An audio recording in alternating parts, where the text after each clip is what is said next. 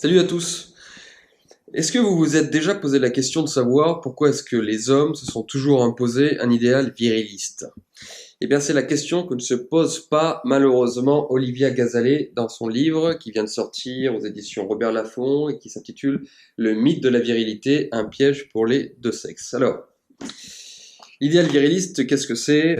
Très rapidement, vous le savez, vous le connaissez, c'est l'idée qu'un homme n'est pas seulement qu'une nature biologique, mais c'est aussi un idéal, quelque chose qu'on impose, qu'on appose à la condition masculine, et qui donc impose à l'homme de devenir toujours plus fort, plus dur, plus apte à supporter la souffrance, la douleur, à être capable de contraindre ses émotions, avoir un esprit de conquête, être courageux, ne pas avoir peur et tout cela. C'est ça l'idéal viril. C'est ce que les Romains faisaient par exemple très bien lorsqu'ils disaient qu'il y avait l'homo, qui était l'homme biologiquement, quoi, un homme, il suffit d'avoir un sexe masculin pour être un homme, et puis il y avait le vir, c'est-à-dire l'homme viril, le véritable homme, le virus vir.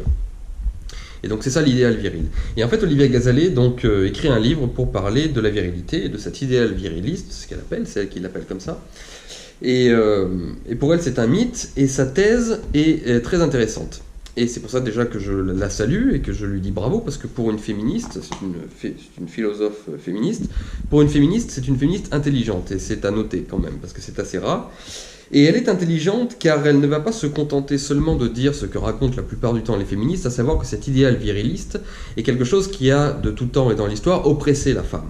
Alors elle le dit, c'est tout l'objet de sa première partie, elle explique que l'idéal viriliste a relégué les femmes au second plan et les a oppressées, les a fait souffrir.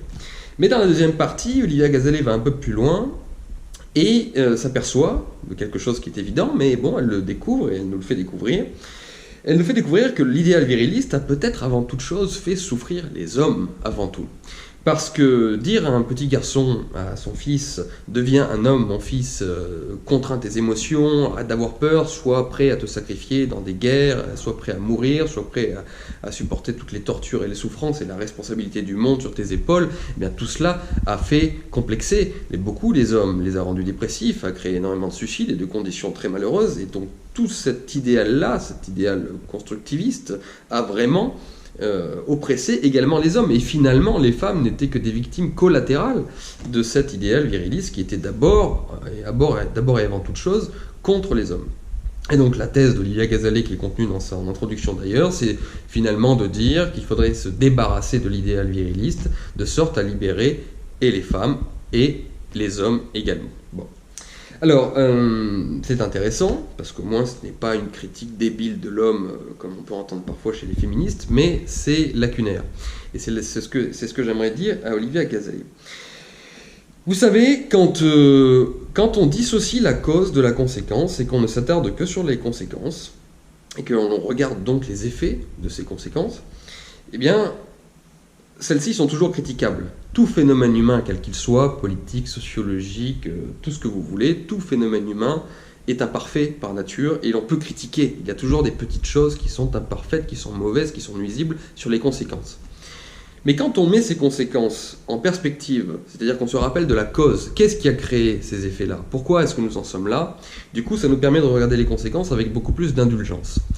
Je fais une toute petite parenthèse, vous savez, c'est un petit peu le même phénomène qu'avec Victor Hugo. Victor Hugo écrit un livre qui s'appelle Les derniers jours d'un condamné, et dans ce livre, il décrit donc les derniers jours d'un condamné à mort, d'un prisonnier qui va se faire exécuter, et l'on prend parti pour lui naturellement parce que l'on voit toute l'injustice qu'il y a autour d'un homme qui s'apprête à se faire exécuter. Et forcément, on a envie d'être contre la peine de mort quand on décrit les sentiments de cet homme, la souffrance, tout cela. Bon. Mais jamais Victor Hugo, de manière très intelligente et très pernicieuse, n'explique pourquoi ce condamné est condamné à mort, pourquoi ce prisonnier va être exécuté. Si l'on avait appris dans le livre de Victor Hugo, par exemple, que ce condamné avait violé et tué 3 petites gamines, et bien du coup, on aurait regardé sa condamnation à mort avec un regard vraiment différent. On l'aurait beaucoup plus compris, et on aurait en tout cas été beaucoup plus indulgent sur cette conséquence qui, a priori, et manifestement paraît néfaste, à savoir sa mise à mort. Et bien pour la question de l'idéal viriliste, c'est la même chose dans le livre d'Olivia Gazalet. Jamais, jamais, nulle part, elle ne pose la question et ne cherche et ne s'interroge sur la création, sur les causes de l'idéal viriliste.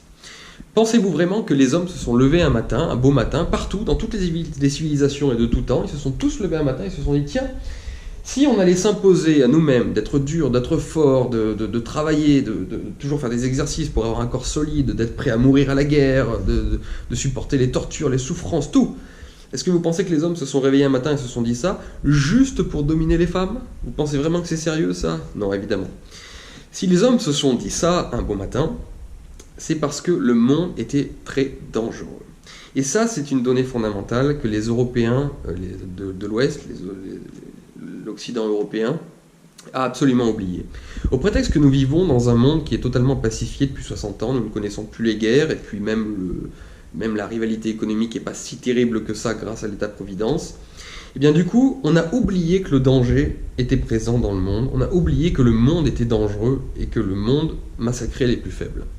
Et partant de là, on a créé intellectuellement plein d'élucubrations, et une grosse partie du féminisme fait partie de ces élucubrations, parce qu'on a oublié la nature fondamentale de l'univers et de l'être humain.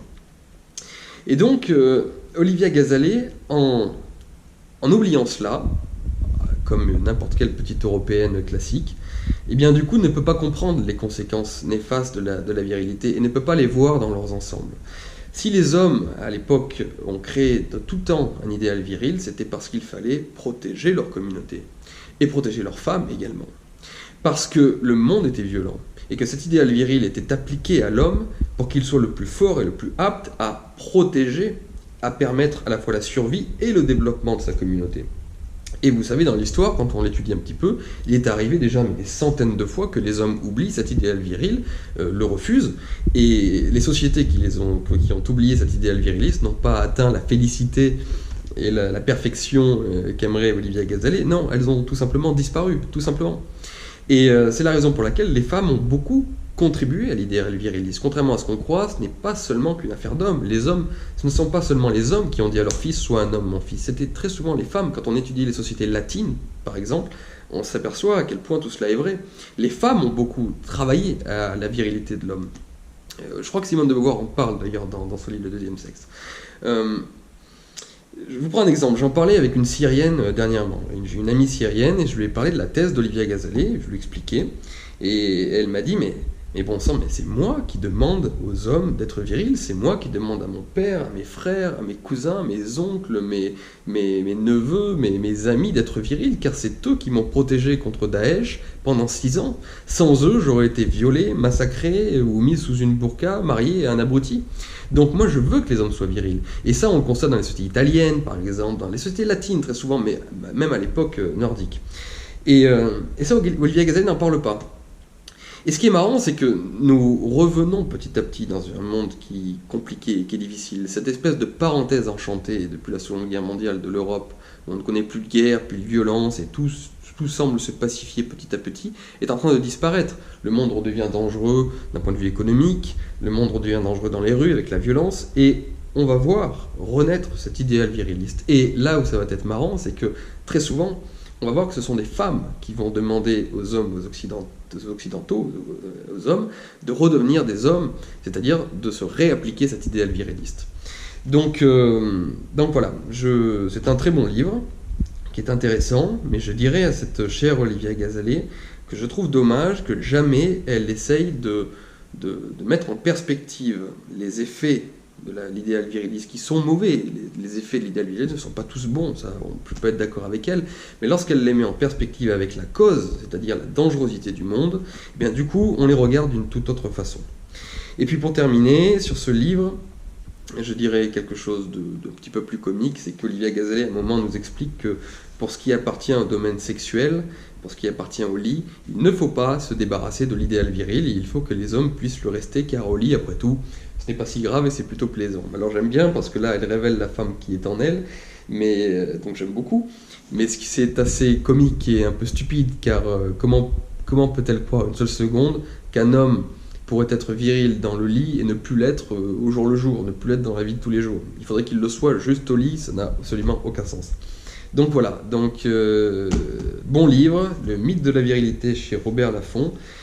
Et lisez-le, mais pensez toujours aux causes. Pourquoi est-ce que c'est comme ça? Parce que si on oublie le pourquoi, eh bien on ne comprend rien à toute cette histoire. Et puis j'invite Olivier Gazalet à débattre un jour autour d'un verre ou dans un débat, n'importe lequel, pour discuter de son livre.